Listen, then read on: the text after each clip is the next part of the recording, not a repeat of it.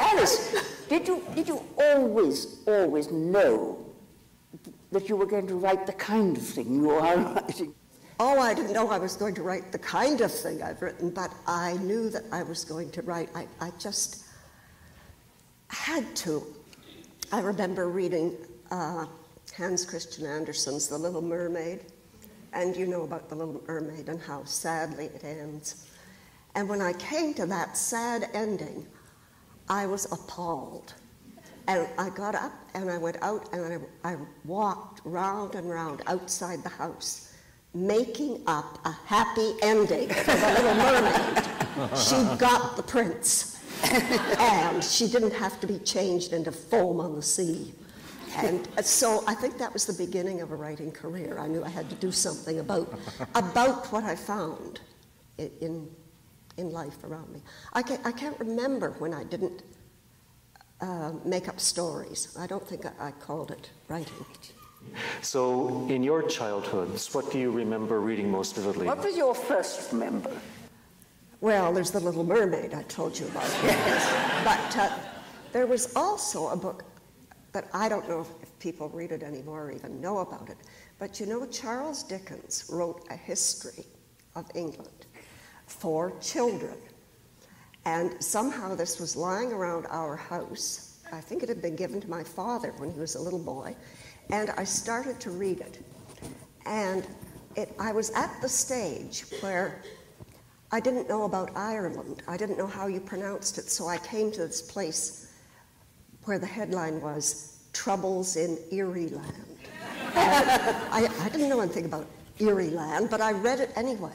And it's a wonderful history. I don't know how accurate it is as history, but it has lots of beheadings in it.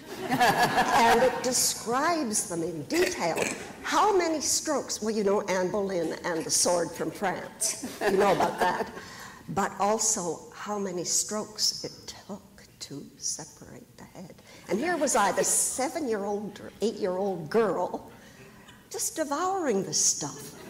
And so that was the great book of my earliest childhood, not Peter Rabbit or anything like that. Do you feel wiser at 78 than you did at 28?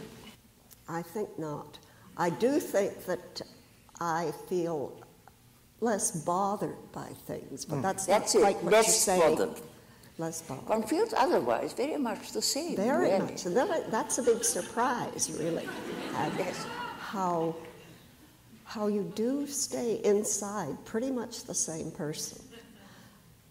I don't even feel that I have advice to offer because I've had more experience, obviously, than someone. Well, maybe not, because in my generation you didn't have as much experience.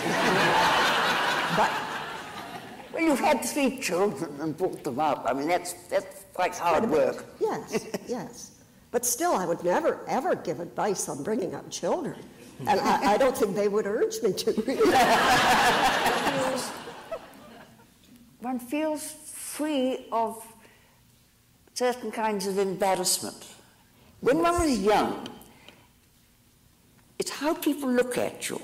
You were so conscious of how you were being seen, whether you were going to look silly. Mm-hmm. And if you thought you were looking silly, it was awful, it was painful. And yes. When you get old, you don't really mind how people see you. You said this morning that one didn't know, you said, supposing I were to get drunk and fall down, it wouldn't really matter.